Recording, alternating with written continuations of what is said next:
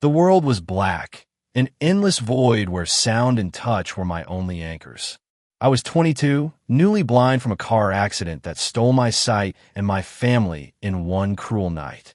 But then he came, his voice like a lighthouse, guiding me through the darkness. His name was Eli, or so he said. I never saw his face, but I knew the warmth of his hand, the cadence of his laugh, the way his breath hitched when he spoke of dreams. In the small town of Willow Creek, Indiana, where I lived in a creaky house left by my parents, Eli became my everything. He arrived one rainy afternoon in the spring of 2023, knocking on my door with an offer to help. "I'm just passing through," he said, his voice low and kind. "But you sound like you could use a friend." I didn't know then how those words would reshape my life. I was a wreck when we met. Grief clung to me like damp rot, and blindness made every step a gamble. Simple tasks, cooking, dressing, walking to the mailbox, felt like climbing mountains. My neighbors, kind but busy, left casseroles and sympathy, but no one stayed. Eli did. He'd come every morning, his footsteps steady on the porch, bringing groceries, stories, and a patience I didn't deserve. He taught me to navigate my house by counting steps, to feel the texture of fabrics, to trust the world again. "You're not broken, Caleb," he'd say. "You're just learning a new way to see." Our days fell into a rhythm. Mornings were for practical things. Eli guiding my hands to chop vegetables or fold laundry, his voice a steady hum of encouragement. Afternoons, we'd sit by the lake behind my house, the water lapping softly as he described the world I could no longer see. "The sky's on fire today," he'd say, painting sunsets with words. Red and gold, like it's celebrating something. I'd lean into his voice, imagining the colors, feeling the heat of his presence beside me. Evenings were quieter, filled with music, his guitar strumming old folk tunes, my fingers tracing the strings to learn their shape. I didn't know what he looked like, but I loved him. I loved him in a way that scared me, raw and unguarded, like a wound exposed to air. But love, I learned, was dangerous. Eli never spoke of his past, deflecting questions with a laugh or a change of subject. "Let's focus on you, Caleb," he'd say, and I'd let it go, too grateful for his presence to push. Yet doubts crept in. Why did he stay in a nowhere town like Willow Creek? Why did no one else seem to know him? The mailman never mentioned a stranger. The grocer never spoke of a man matching Eli's voice. I'd ask casually if anyone had seen my friend, and they'd pause, confused before saying no. It made my stomach twist. Was I imagining him? Was grief playing tricks on my mind? One night, 6 months after he arrived, I couldn't hold back. We were on the porch, the air thick with summer heat, crickets singing in the distance. "Eli," I said, my voice trembling, "who are you, really? Why are you here?" Silence stretched, heavy and unnatural. Then his hand found mine, warm and calloused, and he whispered, "I'm here because you need me." Isn't that enough? It wasn't, but his touch silenced my questions. He leaned closer, his breath grazing my cheek, and for a moment I thought he'd kiss me. Instead, he pulled away, promising to return tomorrow. He didn't. The next morning, the house was silent. No footsteps, no knock, no voice. I waited, counting hours by the ticking clock, but Eli was gone. I stumbled through the house, calling his name, my hands grasping at empty air. The guitar he played was still there, propped against the couch, but his jacket, his scent, his presence, they'd vanished. I asked neighbors, the sheriff, anyone who'd listen. No one had seen a man named Eli. No one knew him. It was as if he'd never existed. Days bled into weeks.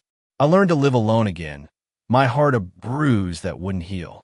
But then, a miracle or a curse. A doctor in Indianapolis, a specialist in neuro-ophthalmology, offered an experimental surgery. "It's a long shot," she said, "but it could restore your sight." Desperate for a distraction from Eli's absence, I agreed.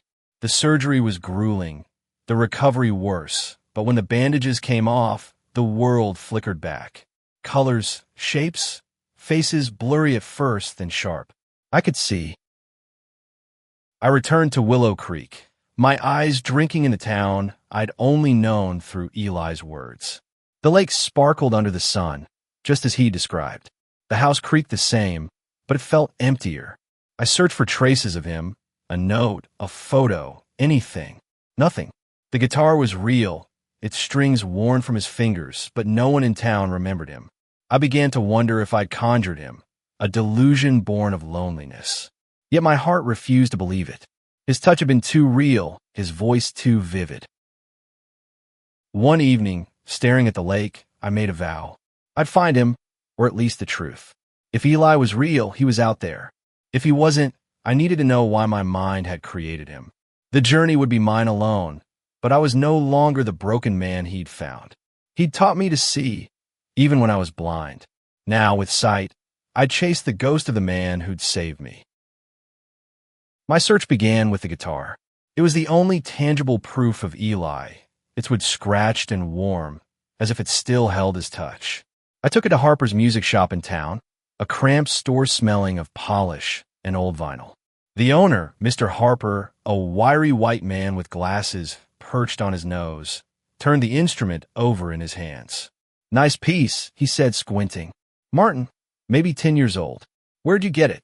I told him about Eli, leaving out the part where he vanished like smoke. Harper shook his head. "Never sold this one. No one's come in with a guitar like that." My heart sank, but I pressed on. "Anyone new in town last year?" A guy, maybe mid-20s, kind voice. Harper frowned. "Nope, just the usuals."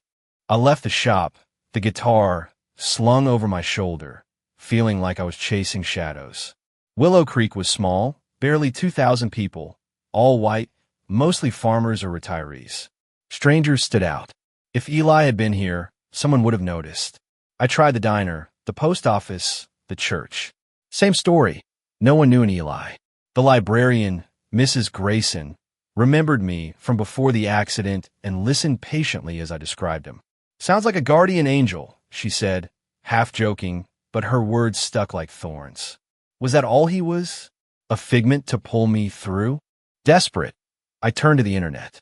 I posted on local forums, describing Eli's voice, his habits, the way he'd hummed Dylan tunes off-key. Naughty place.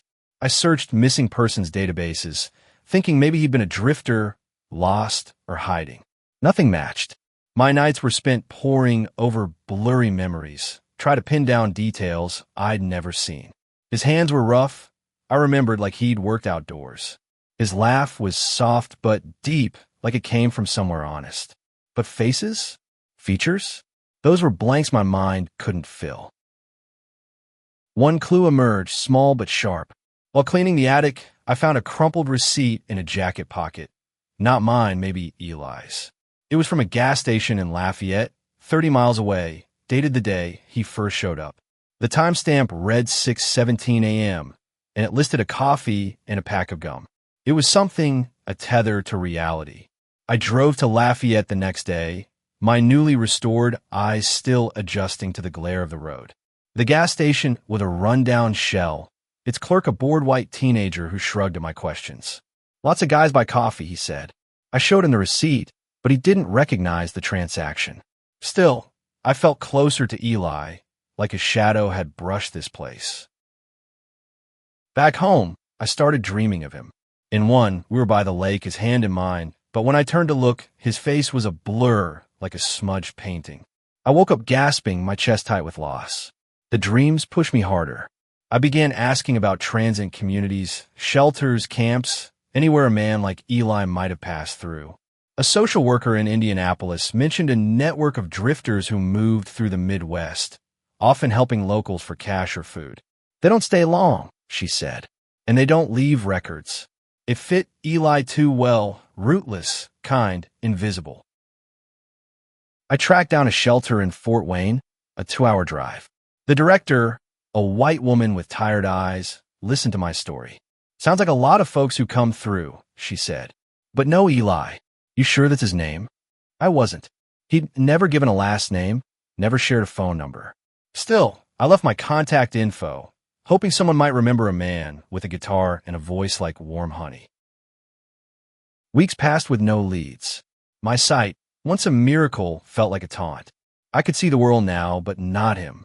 I'd walk to the lake, sit on the bench where we'd talked, and trace the carvings in the wood, half expecting his name to appear. The town started whispering about me.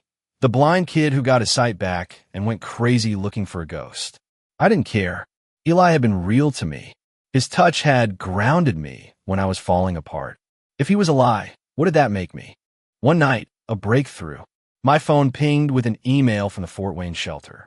A volunteer had overheard my story and remembered a man from last spring, a drifter who'd helped fix their roof.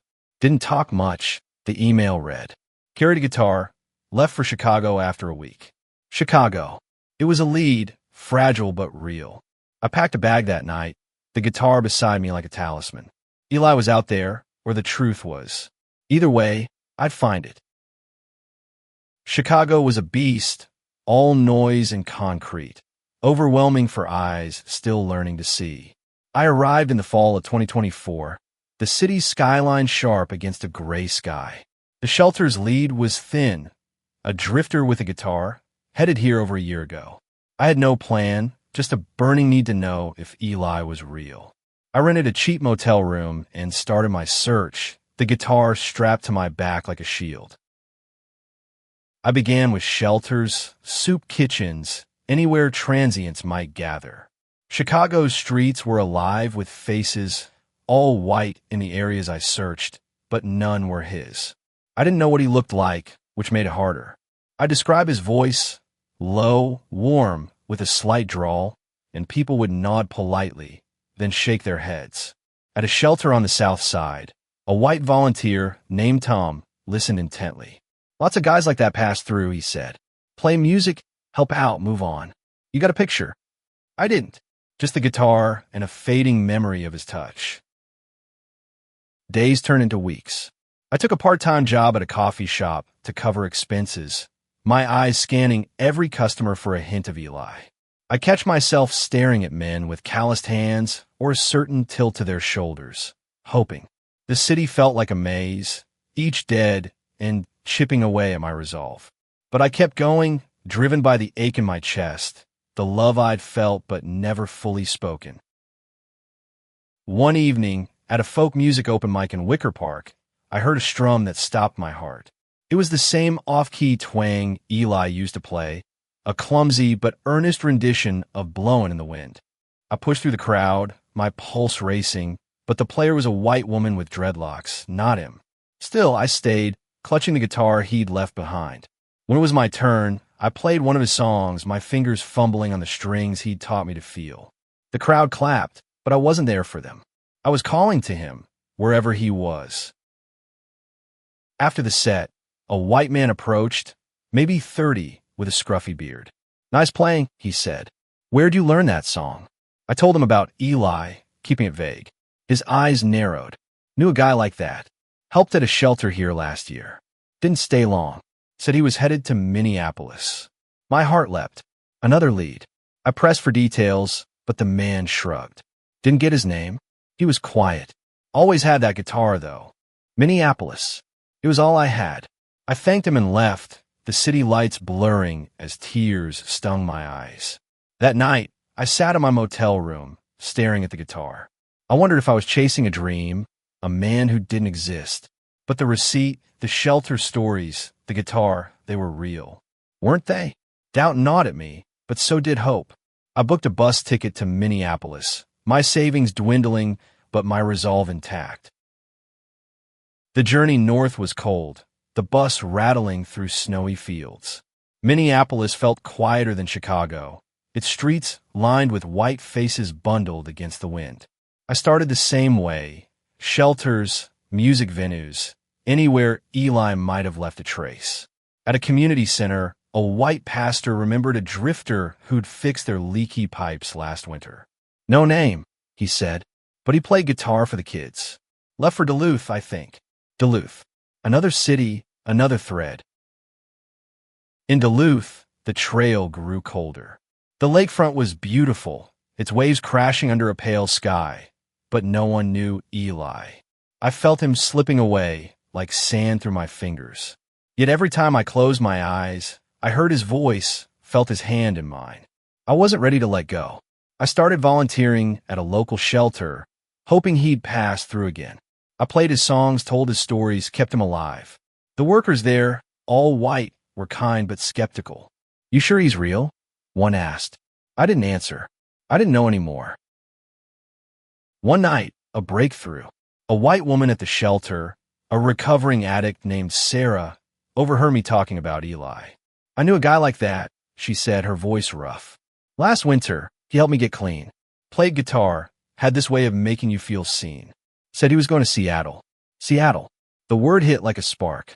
I hugged her, startling us both, and booked a ticket that night. I was tired, broke, but closer than ever. Eli was real. He had to be. Seattle was rain-soaked and alive, its streets a mix of gray skies and neon lights. I arrived in early 2025, my savings nearly gone, the guitar my only constant. The city felt like the edge of the world, a place where Eli might have come to disappear or to be found.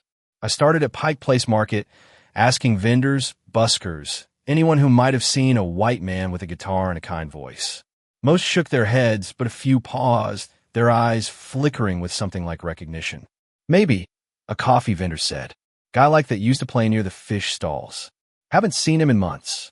I haunted the market for days, playing Eli's songs on his guitar, hoping he'd hear and find me. Strangers tossed coins, but no Eli. I moved on to shelters, soup kitchens, music dives. At a bar in Capitol Hill, a white bartender remembered a drifter who'd fixed their jukebox last summer. "Quiet guy," he said. Played some folk tunes, then left. Think he mentioned Portland. Portland. Another city, another chase. I was exhausted, but the thought of stopping hurt more than the road. In Portland, the trail felt warmer. A white street performer, strumming a banjo, swore he'd share a meal with a guy like Eli at shelter 6 months ago. He didn't say much, the performer said, but he had this guitar, and he talked about a lake in Indiana like it meant something. My heart raced. It was him. It had to be. The performer didn't know where he'd gone, but he pointed me to a network of shelters along the coast. "Guys like him don't stay put," he said. "Keep looking." I followed the coast south, stopping in small towns, my eyes scanning every face. In Astoria, a white fisherman remembered a man who'd helped mend nets last fall. Had a guitar, he said. Said he was heading to San Francisco. Each lead was a breadcrumb, leading me closer or deeper into delusion. I didn't know anymore. My dreams were vivid now, Eli's voice clearer, his touch almost real. I'd wake reaching for him, only to find the cold motel bed. San Francisco was my breaking point. The city was too big, too chaotic, my eyes overwhelmed by its colors and crowds. I searched for weeks, my money gone, living off odd jobs and shelter meals. At a mission in the Tenderloin, a white volunteer listened to my story and frowned. "You're chasing a ghost," she said. Maybe he was never real. Her words cut deep, echoing my fears. Had I invented him? Was Eli my mind's way of coping with loss? The guitar, the receipt, the stories from strangers, they kept me anchored, but doubt was winning. One night, I sat by the bay, the Golden Gate Bridge glowing in the distance. I played Eli's guitar, my fingers raw, singing his songs to the water. A white homeless man nearby listened, then spoke. "Knew a guy like that," he said. "Helped me get a coat last winter. Said he was going back east. Indiana, maybe. Indiana." My breath caught. Had Eli gone home? Was he back in Willow Creek, waiting? Or was this another trick of my heart? I had no money for a ticket, but I couldn't stop. I sold the guitar, Eli's guitar, for bus fare, hating myself for it. The ride back to Indiana was a blur, my mind wrestling with hope and fear. If Eli was in Willow Creek, I'd find him. If he wasn't, I'd face the truth. Either way, this was the end of the road. Back in Willow Creek, the town looked the same, but I didn't. My eyes saw every detail, the peeling paint on my house, the glint of the lake, but my heart was heavier. I asked around, desperate. No one had seen Eli. The sheriff, a white man who'd known my parents, took pity. "Caleb," he said, "maybe it's time to let this go." I couldn't. Not yet. The lake was my last hope. I sat on the bench where Eli and I had spent countless afternoons. It would worn smooth by time. It was spring 2025, almost 2 years since he'd first knocked on my door. The sunset was as he described, red and gold, a fire in the sky. I closed my eyes, trying to summon his voice, but it was fainter now, like a song I couldn't quite recall. I'd chase him across the country, from Chicago to Seattle to San Francisco, following whispers of a man who might have been real. Now, back in Willow Creek, I had nothing left but questions. I went through the house again, searching for anything I'd missed. In the attic, buried under old blankets, I found a notebook I hadn't noticed before. Its pages were filled with handwriting, not mine.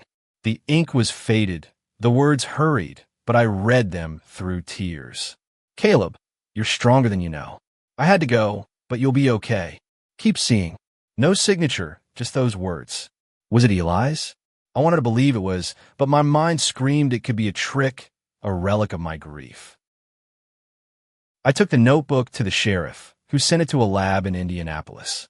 They found no fingerprints, no DNA, just old paper and ink. Could be anyone's, the sheriff said gently. I nodded, but inside I was breaking. I went to the lake every night, sitting on that bench, talking to Eli like he could hear me. Why did you leave? I whispered. Were you ever real? The water never answered. One evening, a white woman approached, older, with kind eyes. She'd moved to Willow Creek recently, she said, and heard my story. I knew someone like your Eli, she said. Not here, but in Ohio years ago. He helped me after my husband died. Never gave a name, just stayed until I could stand again, then left. Her story mirrored mine too closely. Same guitar, same quiet kindness, same sudden departure. Some people, she said, they're here to pull us through, then they move on. Maybe that's who he was. Her words settled over me like dusk. I didn't want to believe Eli was a phantom, a guardian angel sent to save me. I wanted him to be flesh and blood, someone I could find and hold. But the evidence was thin. The guitar, gone now. The receipt, meaningless. The notebook, ambiguous. Yet his impact was undeniable. He taught me to live again, to trust, to love. Blind or sighted, I was better because of him. I stopped searching, not because I gave up, but because I realized the truth didn't matter as much as what he'd given me. If Eli was real, he'd chosen to leave, and I had to respect that.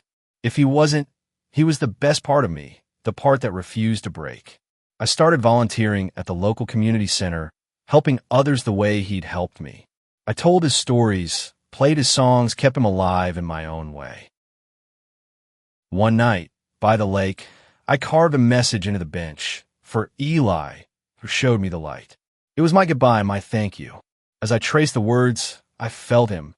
Not his touch, but his presence, like a warmth in my chest. Real or not.